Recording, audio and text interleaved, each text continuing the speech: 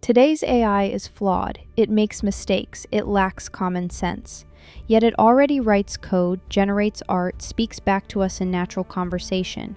These are glimpses, not of what AI is, but what it's becoming.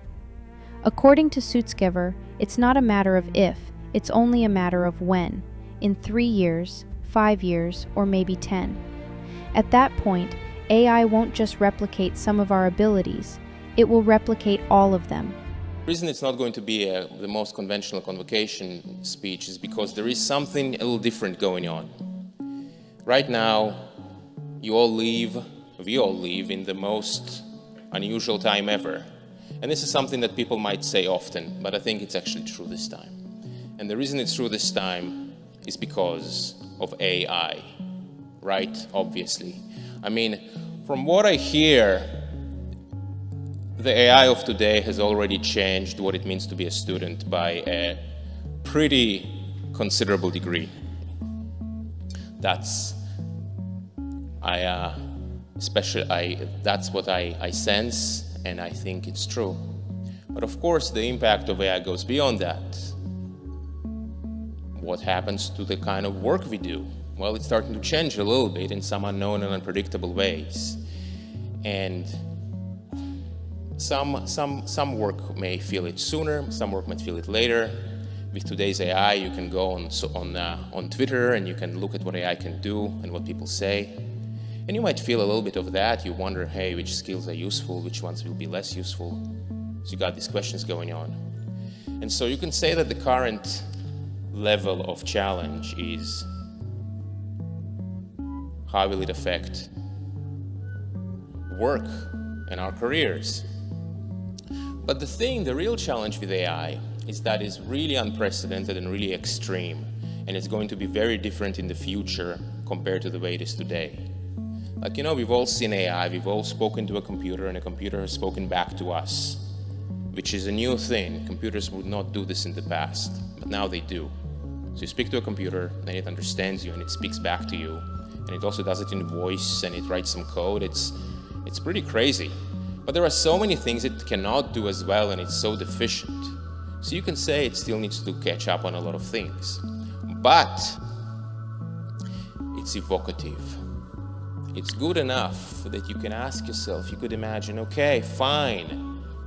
In some number of years, some people say it's in 3, some people say it's in 5, 10. Numbers are being thrown around. It's a bit hard to predict the future. But slowly but surely, or maybe not so slowly, AI will keep getting better. And the day will come when AI will do all the things that we can do. Not just some of them, but all of them. Anything which I can learn, anything which any one of you can learn, the AI could do as well. How do we know this, by the way? How can I be so sure? How can I be so sure of that? The reason is that all of us have a brain, and the brain is a biological computer. That's why. We have a brain, the brain is a biological computer. So why can't a digital computer, a digital brain, do the same things? This is the one-sentence summary for why AI will be able to do all those things. Because we have a brain, and the brain is a biological computer. And so you can start asking yourselves, what's going to happen? What's going to happen when computers can do all of our jobs, right? Those are really big questions. Those are dramatic questions. And right now, like, you start thinking about it a little bit, you go, gosh, that's a little intense. But it's actually only part of the intensity. Because what's going to happen? What will we, the collective we, want to use these AIs for? Do more work, grow the economy, do R&D, do AI research, so then the rate of progress will become really extremely fast, for some time at least. These are such extreme things. These are such unimaginable things. So right now I'm trying to pull you into that a little bit, into this headspace of this really extreme and radical future that AI creates. But it's also very difficult to imagine. It's very, very difficult to imagine. It's very difficult to internalize and to really believe on an emotional level. Even I struggle with it. And yet the logic seems to dictate that this very likely should happen. So what does one do in such a world? There is a quote which is like this, which goes like this. It says, you may not take interest in politics, but politics will take interest in you. So the same applies to AI many times over. And in particular, I think that by simply using AI and looking at what the best AI of today can do, you get an intuition. You get an intuition. And as AI continues to improve in 1 year, in 2 years, in 3 years, the intuition will become stronger. And a lot of the things that we are talking about now, they will become much more real. They'll become less imaginary. In the end of the day, no amount of essays and explanations can compete with what we see with our own senses, with our own 2 eyes. And especially with AI, the very smart, super intelligent AI of the future, there will be very profound issues about making sure that they say what they say and not pretend to be something else.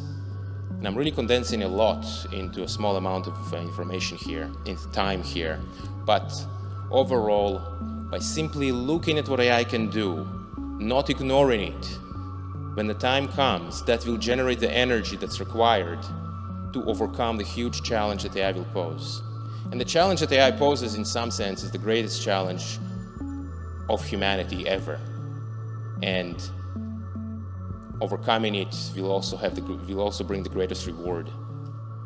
And in some sense, whether you like it or not, your life is going to be affected by AI to a great extent. And so looking at it, paying attention, and then generating the energy to solve the problems that will come up, that's going to be the main thing.